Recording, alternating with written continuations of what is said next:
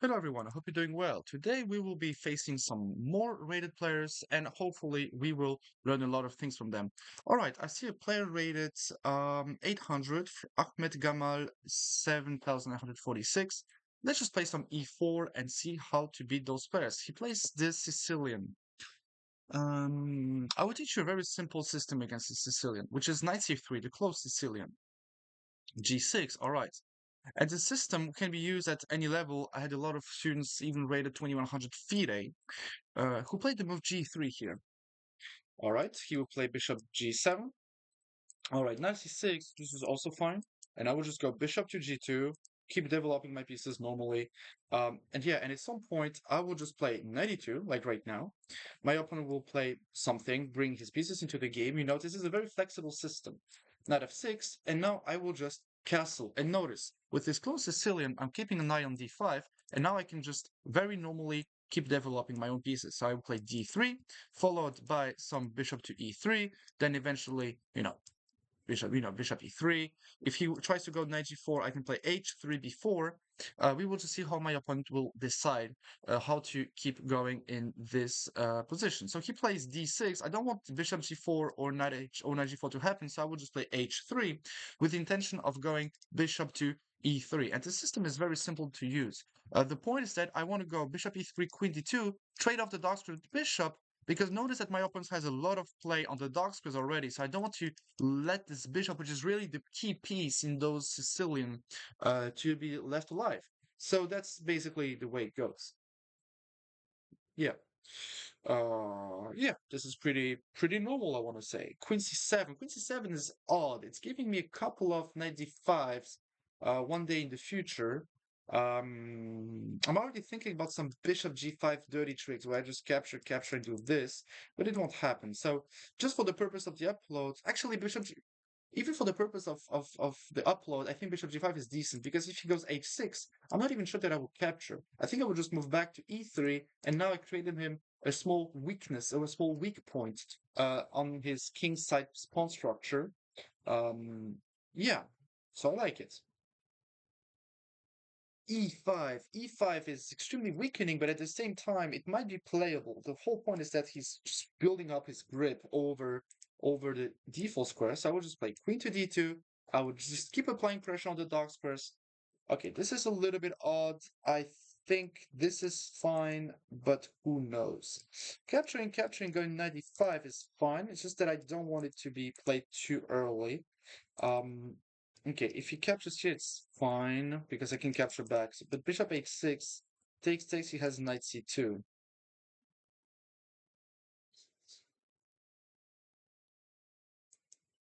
I can play f4. I think I will play f4 because there is also a trick. He wants to capture on h3. Once I capture back, he wants to go knight f3, which is a fork. So I guess I will just play f4. If he goes h6, I will just capture, go knight d5, trade off, the knight and the bishop. Um, yeah,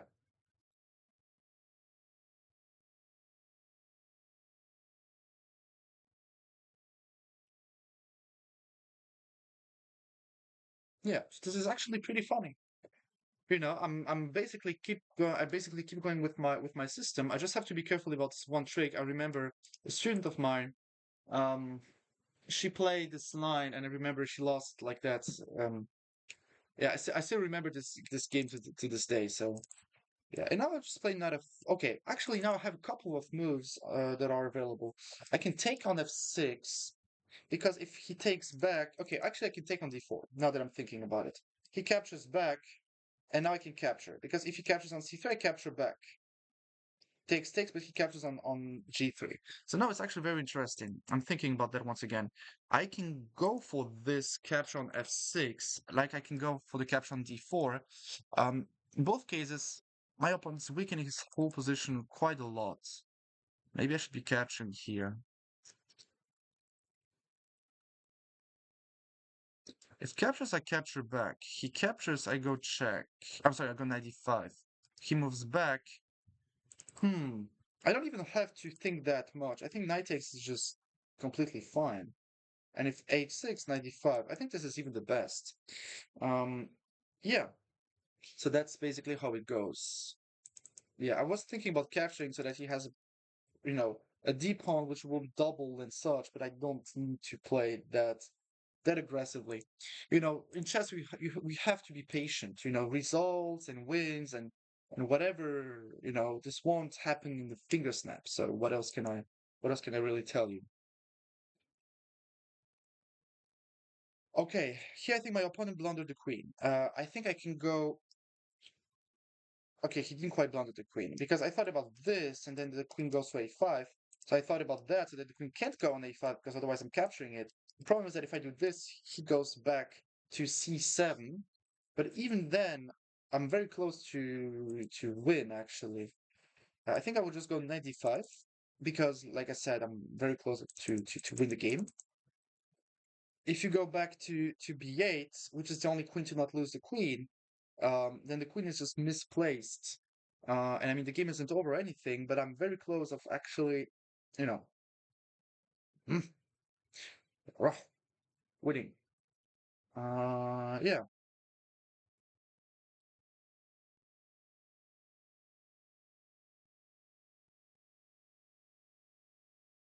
Yeah, the queen has to move back. You can subscribe to the channel, by the way, now that I'm not talking, that I'm taking my breath back. You should be subscribing to the channel. It's the best way to support me.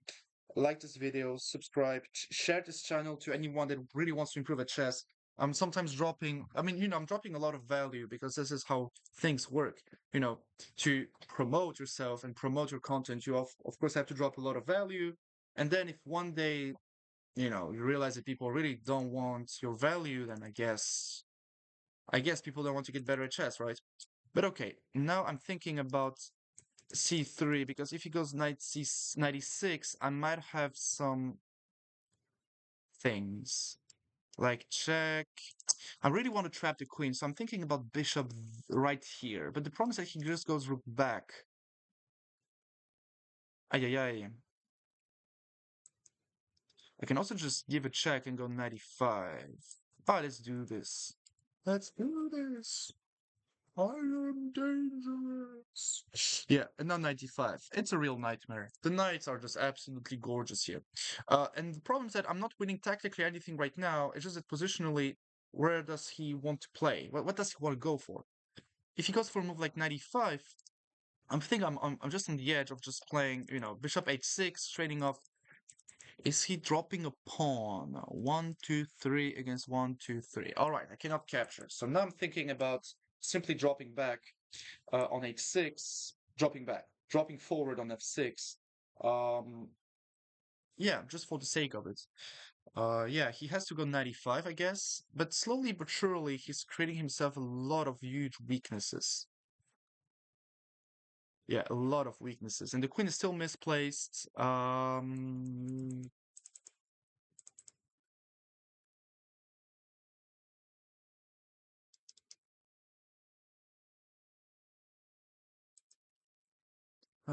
don't have a lot of time, so I will have to play a little bit faster. Sorry. Okay, he has to move 96, and then I will just play h4 just to put the bishop on this diagonal, start applying pressure, and at some point I might be threatening something. Threatening. There is a threat. If he captures, I capture back with the queen, and I will be threatening a couple of mates here and there, so he doesn't want it to happen, obviously. Bishop h3 is happening, a lot of pressure, a lot of threats, a lot of everything. Hard time. Very, very hard time. If I was at his place, I wouldn't be playing anymore. Okay. Now I'm thinking of a capture. I see some open lines and good, but I would just go that way. See some open lines, but I don't have enough time to calculate, sadly. Sadly, sadly. But I will be analyzing it. Okay. And now I think he's almost dropping his queen again. Now, what if I capture? He captures back. I would just play h5 because if he captures, I would just capture back, and everything is fine. He can't go knight there, queen there because I'm sorry, bishop there because I just capture here. Yeah. Oopsie, I just told you. I told you like. Yeah, and now I just go bishop e6. Okay, keeping an eye on my opponent's position. Everything is fairly protected. I'm about to capture right here. He will trade the queens off. He will lose on time, sadly. But okay, this was a very interesting game. What else can I add to this? Actually, it's very simple. The simple opening system against the Sicilian is quite a problem for you know for everyone. Let's just switch a little bit you know the screen so that you eventually see if I made a couple of mistakes. I hope I didn't, but if I did, then so be it. No, it was actually a very decent game. Yes, this is very, very, very simple. You can basically play that your whole life. Bishop g5 is fine. Everything here is basically fine. F4 is a good idea. Everything here was fine. Real nightmare once again. Here I had something more. Yeah, I think bishop e7 first was just better, right? Let me just see. I think it's just bishop e7. Oh, c3 first.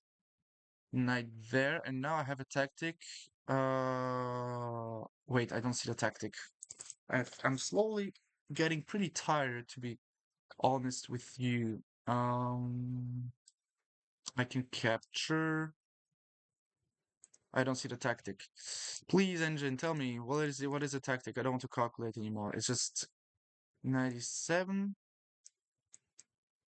takes, and what does it? Why doesn't win? Knight takes. All right, and now rook f1. Okay, there is no tactic. It's just that I'm positionally winning because once again I'll go rook f7. I mean, this is something you play in classical. Now I didn't see any tactics, and just for the purpose of the upload, I'm just going for simple tactics. But here everything was very logical. I made some small improvements. If the diagonal is closed on one side, just open the other side, and you'll see that it's going to be perfect. All right, if you don't have any more questions, I think we have it for today. Subscribe to the channel. See you in the future. Take care.